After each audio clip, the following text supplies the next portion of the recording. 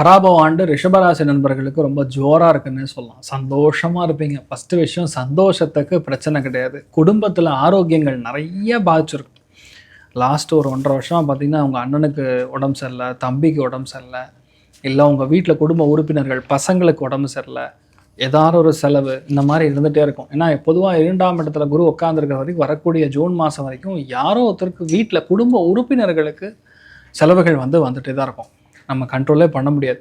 என்ன பண்ணாலும் அந்த செலவுங்கிறது கண்டிப்பாக இருந்துகிட்டு இருக்குங்கிற நிலமை ஏற்படும். புதுசாக ஒரு விஷயம் ஆரம்பித்தா கூட நம்ம அதாவது காசு பணம் கடவுள் எங்கே இருந்தாலும் கொடுத்துருவான். ஆனால் நம்ம என்ன ரொம்ப பிளான் பண்ணுறோமோ அது நமக்கு எதிராக இருக்கும். ரிஷபம் அப்படின்னா சுக்கிரனுடைய வீடு, குருவுக்கு எதிர்.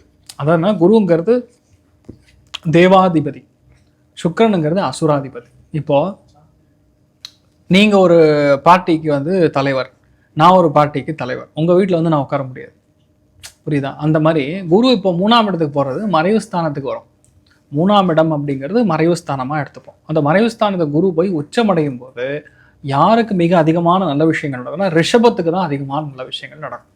அதனால் ஒரு சில இடங்களில் நம்ம அமைதியாக இருக்கிறதே நல்லது அப்படிங்கிற மாதிரி எப்படி நம்ம எடுத்துக்கிறோமோ, இந்த 3ஆம் இடத்துல குரு உச்சம் பெறும்போது நிறைய பேருக்கு இந்த வீடு விற்கவே முடியல, ரொம்ப நாளாக வெயிட் பண்ணுறோம், விற்றா தான் எங்கள் வீட்டில் அண்ணன் தம்பிக்குள்ளே சண்டை முடிஞ்சு எனக்கு பணம் வரும் அப்படின்னு சொல்லக்கூடிய நிலைமைகளில் அந்த வீடு விற்க முடியும்.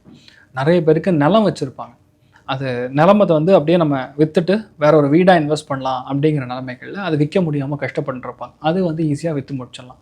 நிறைய பேருக்கு என்ன பண்ணுவாங்க, நாங்கள் இப்போ இண்டிவிஜுவல் வில்லால் இருந்தோம், எங்களுக்கு வயசாகிடுது, நான் இண்டிவிஜுவல் வில்லா இல்லை இண்டிவிஜுவல் வீட்டில் இருக்க முடியல, இல்லைன்னா தனி வீட்டில் இருக்க முடியல, நாங்கள் அப்பார்ட்மெண்ட்டுக்கு போயிடலாம் அப்படிங்கக்கூடிய எண்ணங்கள் நிறைய பேருக்கு இருக்கும். அந்த அப்பார்ட்மெண்ட் வாங்கக்கூடிய பிராப்தம் இந்த வருஷம் ஏற்படுறது ரிஷபத்துக்கு.